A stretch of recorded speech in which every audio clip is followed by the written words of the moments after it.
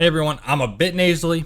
It's a mess out here in the garage, but I want to talk about Hellclock. So, if you haven't heard this game, it came out a couple weeks ago, and to just put everything out there now, I have really enjoyed this game, and I'm still enjoying this game. It's an ARPG roguelite from developer Rogue Snail, where you blast through dungeons, all while continuously upgrading your build and collecting loot. There's a cool clock timer while going through these runs, and when that clock hits 0, your character dies. But more on that in a little bit. In Hellclock, you play as Paju on his journey to rescue the soul of the Counselor, which is his fallen mentor, and each time you dive into these dungeons, time warps and your power grows stronger and stronger, hence the roguelite approach. But you travel deeper and deeper into these dungeons, defeating hundreds of enemies along the way. At the end, there's a major boss, but there are also elites and enemy wave events as well. The game's set during Brazil's War of Canudos, which was an actual historical event, but the devs put this really cool dark fantasy twist on it. It's not a setting you ever really see in games, so it feels super fresh, and I think a lot of people, myself included, can appreciate that. So again, the game isn't doing anything groundbreaking or new outside of its setting, but the gameplay feels good and pretty snappy. It does have some issues, like a lot of the skills don't feel very impactful and build choices are somewhat limited. That being said, it's not a bad game, and I enjoyed and am still enjoying my time with it. The game also had a big update recently, update 1.0.2, which included a campaign rework and new endgame. When you boot up the game for the first time, you are left with some options. You choose either campaign or ascension. Ascension is endgame stuff and it's not unlocked until after you beat the campaign. You can then choose softcore or hardcore. Hardcore obviously being if you die at all, then that character is gone forever and you'll have to restart. So for me, I selected campaign and softcore, and here's what the new update did. There's a new regular difficulty. A lot of people were complaining about the pacing, balance, and difficulty. That said, the game does have a good rating on Steam. It's very positive, and a lot of the negative feedback was related to the pacing and difficulty. So they addressed that pretty quickly, and it's meant to be a more smoother, more welcoming way to jump into Hellclock. Just a heads up though, for players who've played prior to this update, any saves you already have will be marked as veteran. So if you want to try this streamlined version of the campaign, you'll need to start a brand new save. They've also made a big change after you finish the campaign and jump into the endgame mode Ascension. It'll no longer reset. You keep all your progress from the campaign and roll right into the higher world tiers, Abyss and Oblivion. Abyss should be doable for most players. Oblivion is where they expect us to really have to push our builds to their limits. And if you do want to try Ascension, it's now its own separate save file, and again, it unlocks once you've beaten the campaign on any difficulty. The campaign is broken into a 3-story act, and it revolves around the incident from the 19th century that resulted in the destruction of Canudos and the massacre that came with it. The player's mentor has been thrust into hell, and it's up to us to bring him back. So we start the game and venture to hell to carry on that task, and it is here where we are introduced to the Hell Clock, and it's what really drives that entire experience. Each run starts with just a 7-minute countdown. There are skills to increase that timer, but that's besides the point for now. If that timer hits 0, it's game over. Making decisions has much more high stakes because of this, and I'll show an example soon of this clock and what happened to me during a run. It really does add pressure and urgency to these dungeons. It's not your typical loot run in terms of the gameplay loop. That, combined with the dark fantasy vibe and grotesque creature designs, is really ticking all the right boxes for me at least. So with all that out of the way, let's dig into more the nuts and bolts of the game, the core mechanics, and gameplay features. The game is a beautiful blend of ARPGs and roguelites. So for those that don't know, an ARPG, games like Diablo, Path of Exile, Last Epoch, revolve around slaying monsters, collecting loot, and upgrading your character to be more and more powerful. And a roguelite is a little more complicated to understand, but hopefully I can explain it well. A roguelike essentially means permadeath. When you die, that's it. No progress carries over. You start fresh every single run. A roguelite, like this game, keeps the repeated runs, but softens that punishment. You keep your character upgrades, new gear, or carry currency between runs. It's still challenging, but there's a sense of long-term progression that helps you get a little stronger each time. Basically, roguelike is start from scratch every time. Roguelite is start over, but a little better than last time. And that is what Hellclock is. Any relics, gear, currency, skills unlocked or found during your run stay with you. So when you die, you start from the beginning, but you're a little bit stronger than last time, which makes each run easier and easier. It's probably a good time to bring up 2 things. 1, you can enable the ability to pause the game, which is good for me because I have kids and sometimes they wake up at night when I'm playing, so being able to pause is nice. And 2, you can play in relax mode, which disables the clock timer during the runs if you'd rather take your time and really explore those floors. I like the timer personally. I enjoy that added tension but wanted to bring it up for anyone not interested in the timer mechanic. And just a quick note, at the end of this video, I'll have a little long play of me beating Act 1, and I'll talk more about my build and gear there for those interested. So, as you start going through these floors and killing enemies, they will start dropping trinkets which power up your character. And these are picked up automatically, and if you find the same trinket and the stats are better, it will automatically swap them, and the older, weaker trinket will be converted to gold. I really appreciated this approach. The devs could have easily chosen to not do this, and in turn wasting our time a lot more than they need to. I want to get back into the dungeons as fast as possible and progress from floor to floor seamlessly, and this allows for that. Killing enemies will also level your character up, and instead of getting skill points to dump into a skill tree, you get to choose upgrades from a bunch of random cards that buff your character and your abilities. The cards also come in different rarities, so some are much better, and if you get a bunch that you don't like, you can re-roll all the cards by spending gold. And you can also use gold to purchase buffs from shrines that you will find at the end of each floor within the dungeon. Most things found during your run, trinkets, buffs from shrines, and leveling up your character, will not stay with you when you die. Relics and items will though. So let's talk about where you can get those. There's the Blessed Corner, which is a merchant that contains gear like weapons, shoes, relics, and rings. Then there's the skill book where you can unlock skills, and you unlock more skills after completing acts of the campaign. You unlock these with the purple currency, and you earn this during each run. You're free to try stuff out, mix and match different skills, lots of flexibility with it. That purple currency can also be used to upgrade all of your relics and make them more powerful. The final thing you get to use this purple currency on is your skill tree, and that can be found at the Great Bell. Lots of fun things you can do with the skill tree. Upgrade Conviction, which is basically your shield armor in this game. You can upgrade movement speed, and that was good for my build because I had a relic that converted movement speed to damage. There's a lot to do in this Great Bell, so you can really choose the skills that complement your specific build. I definitely recommend grabbing reliquary size upgrade as soon as you can though, so that you can equip more relics on your character. And all of that stays with you upon death. Anything bought from the shop, the skill book, and the Great Bell will persist through death, making your character stronger and stronger for each new run. And lastly, you have the Constellation map, where you can customize your character in many more ways through devotion paths. The last thing I want to talk about in terms of progression is the model the devs designed for it. Maybe a lot of people don't care, but I kind of love this stuff. Analytics is my day-to-day job, so I appreciate graphs like this one. They call it the Climb, Wall, Breakthrough, and Payoff. Super original title. You start with the climb, where enemies get tougher faster than you're getting stronger. Then you hit the wall, a boss, a new area, or a sudden spike in difficulty that makes you feel weak again. From there comes the breakthrough, that moment you find the upgrade, the skill, or gear that turns the tide, and finally the payoff, when you're steamrolling through challenges that once felt impossible. Then the cycle starts again. It's that roller coaster of struggle and triumph that keeps the game exciting. The devs motto for this is always easy is bad, always hard is bad. Roller coaster is good, and I couldn't agree more. I personally love roller coasters, but yes, if it's too easy, it gets boring. If it's too hard, you quit. You want that roller coaster of emotions when playing games, and I think they've nailed this. So yeah, that's pretty much how the progression works and what stays with you and leaves you when dying. So now let's touch on a few of the pros and cons from my experience with the game. So for the pros, the style, atmosphere, and the setting, in my opinion, are excellent. Voice acting is great, and the story is actually interesting, as it is a dark twist on the very dark Brazilian history of this Canudos massacre. The unique time mechanic is cool. The game has strong pacing and tension building thanks to that climb, wall, breakthrough, and payoff philosophy, and the gameplay feels good and snappy, which is essential for an ARPG. The boss design is interesting, and the elite variety provides variation between runs, so nothing feels the same. And lastly, relics and how they complement your abilities is very diverse and encourages experimentation, which I personally very much like. And as for the cons, some of the skills just don't seem all too useful, like a lot of the starting skills, or it's just that spin the win is just way too strong, but it is fun. Don't get me wrong, that's what I've been doing. And the final thing is that this game just doesn't do anything new. I personally don't think it needs to, but I know some people disagree with me here. It's another fantastic ARPG roguelite, but I did want to bring that up. I enjoy both of these genres very much, and I think the story is enough to make this game stand out, so this doesn't turn me away from the game, but I have been seeing complaints about it. Overall, this game caught me by surprise, and I'm really enjoying my time with it.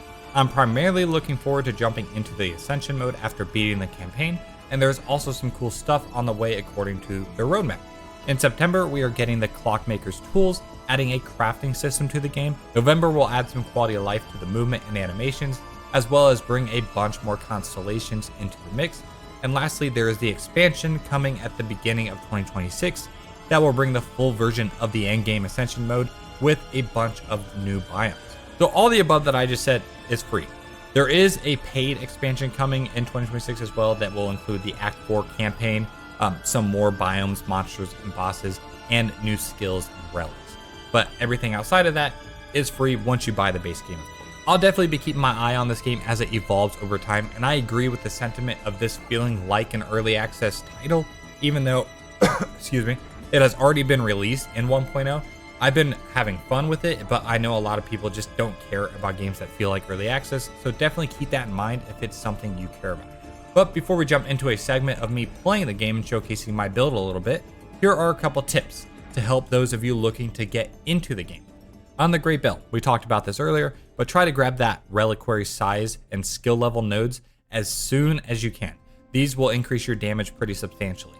Remember to also upgrade your relics. It took me a while to realize that you could actually upgrade relics. If there is a relic that you think you'll want to build around, then definitely upgrade that as early as you can and as much as you can. And if you find yourself running low on soul stones, which is that purple currency that you see, you can actually recycle old relics and relics you don't think you'll ever use. Doing that will yield you quite a lot of soul stones. And then conviction, in my opinion, this magic shield is OP, so grab that or upgrade your health if you don't want to use conviction. With all of that out of the way, let's jump into some gameplay and the current build I'm using for Act 1. I actually made it to the final boss with only a second to spare, and the timer stops for boss fights, which is nice, but during that fight, this happened.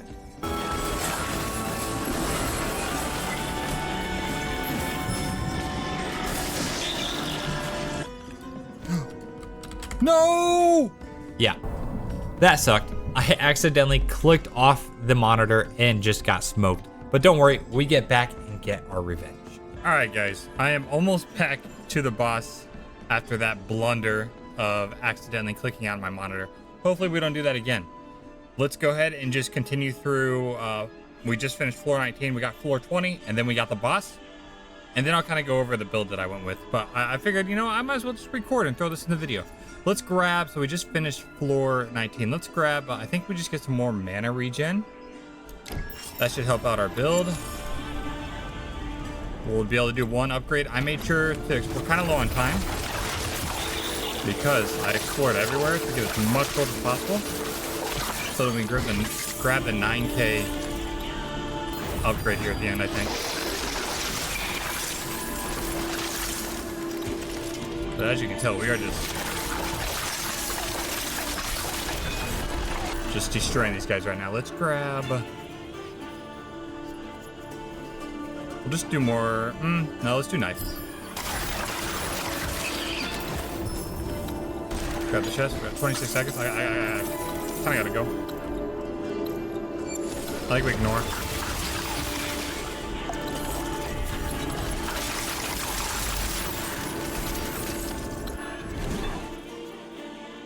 Hundred 124% of reflexes damage is converted to lightning. Ooh, reflexes is our main ability here. Oh wait, no, not reflexes. Reflexes is this one, the knives that go around me. That could be good. More endurance. 6% skill mana. I think we redraw, guys. Double knives deals 18% damage, but it costs more mana. Repeater. We'll just grab the double knives and let's go. Boss time. Fortunes on our side. 12 seconds to spare. Let's get him.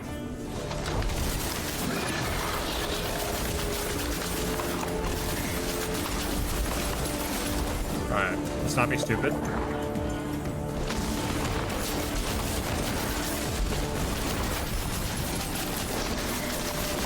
We have a lot more conviction this time, which is the shield. Just wait for our abilities.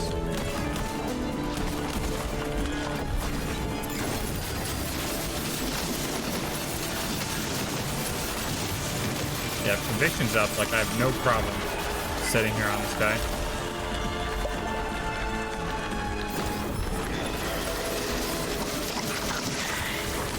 and take care of the ad.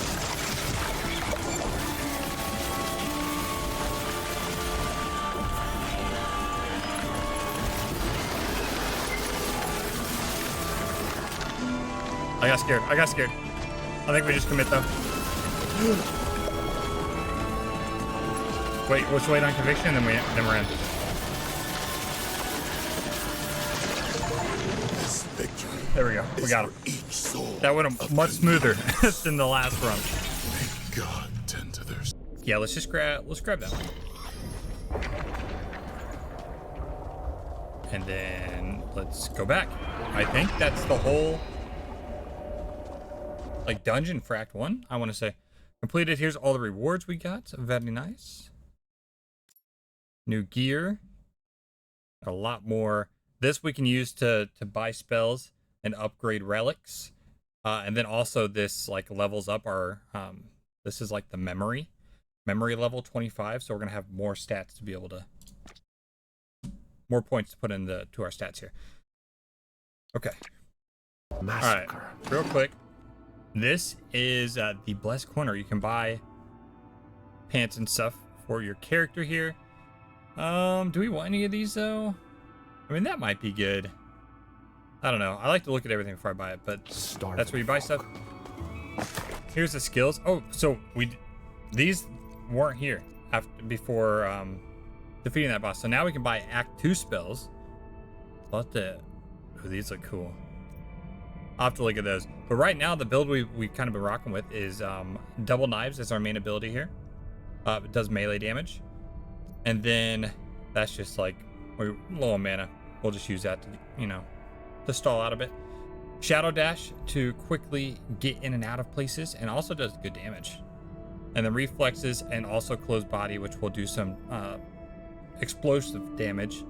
Because we're using a melee attack as our primary, we're going to be up close and personal, so these two abilities help out with that. As for relics, here's where they all go. And there's different pages you can put them on. The ones we are using for that specific run there is this Tempest one, and you can upgrade these with Q, and that's those purple like gems I was talking about. You can upgrade for 1,000 souls, and this will go from 17 to 20, 19 to 20. You know what? Let's just do it. So what this was doing was increased the knives damage by 20% of our movement speed, and then also converted it to lightning, did some crit hits and stuff like that. So I was like, okay, well let's grab that, and then let's just go all in with like movement speed stuff. So we brought these, which increase movement speed, also has some good effects on reflexes. And then we brought this, which increases melee skill damage to help with double knives again. And then we brought this, which increased double knives damage by 22%, but it costs 50% mana. So because of that, the cool thing with this is down there's 20. We also get 21% mana regeneration. So that kind of helps with it costing more. And then I also just brought the large relic of lethality to also get some more mana regen in general, and then just more mana on kill, and have some crit too. So I brought it. But anyways, you guys get the point. You get the point. And then up here is the bell. So all those gems we earned leveled up our bell. We have 5 additional skill points to go into. I kind of just been working down the middle here because I wanted to get movement speed to help out with that reflexes relic that we have. Where more movement speed, the more damage reflexes does. So we grab that. We have 5 more points. Cooldown speed, fire resist, physical resistance. Honestly, we can just put another point there. And then I kind of want to get more points in conviction, I think. Let's just do. I like that.